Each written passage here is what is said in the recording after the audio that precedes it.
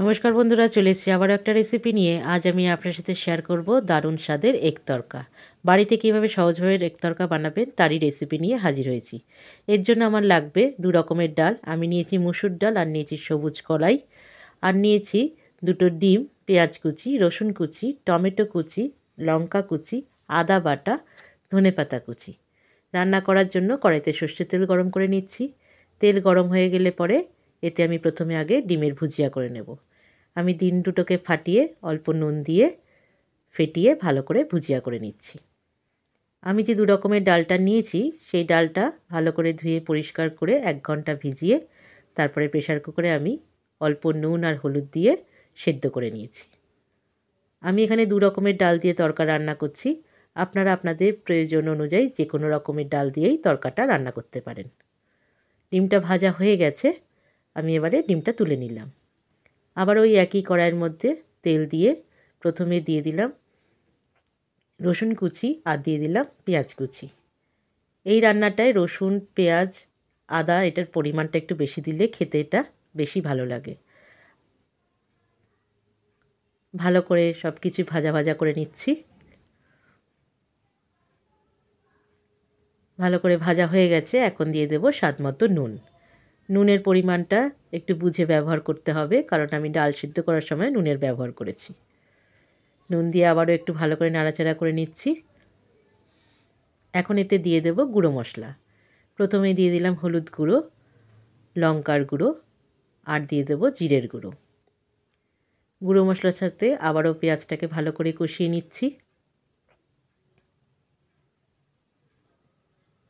মশলাটা যত ভালোভাবে কষানো হবে তত কিন্তু খেতে টেস্ট হবে। এবার দিয়ে দিলাম লঙ্কা কুচি আর দিয়ে দিলাম টমেটো কুচি।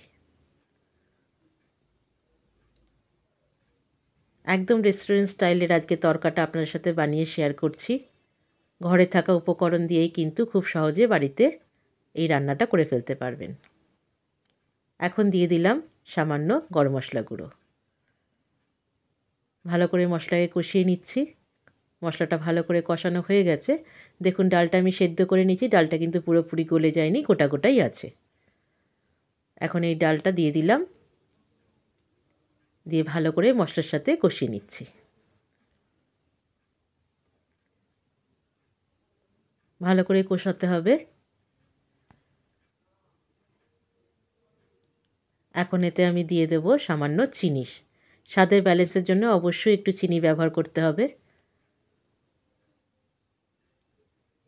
এখন দিয়ে দিচ্ছি কাসুরি মেথি, আর দিয়ে দেব ভেজে রাখা ডিমের ভুজিয়া।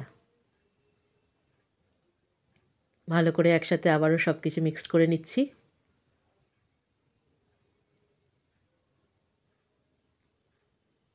এবার আমি এতে দিয়ে দেব তড়কা মশলা, আর দিয়ে দেব ধনেপাতা কুচি। দুর্দান্ত গন্ধ বেরোচ্ছে বন্ধুরা এই মশলাটা দেওয়ার পরে। আবারও সব কিছু একসাথে মিক্সড করে নিচ্ছি। এই রান্নাটা আপনারা গরম গরম রুটি পরোটার সাথে খেতে কিন্তু অসাধারণ লাগবে। তৈরি হয়ে গেল আমার দারুণ স্বাদের এগ তড়কা। এই রান্নাটা যদি ভালো লেগে থাকে বাড়িতে অবশ্যই ট্রাই করবেন, আর আমাকে একটা লাইক, শেয়ার, কমেন্ট আর একটা ফলো করতে ভুলবেন না বন্ধুরা। ভালো থাকবেন, সুস্থ থাকবেন। দেখা হচ্ছে পরের একটা ভিডিও। ততক্ষণের জন্য ধন্যবাদ।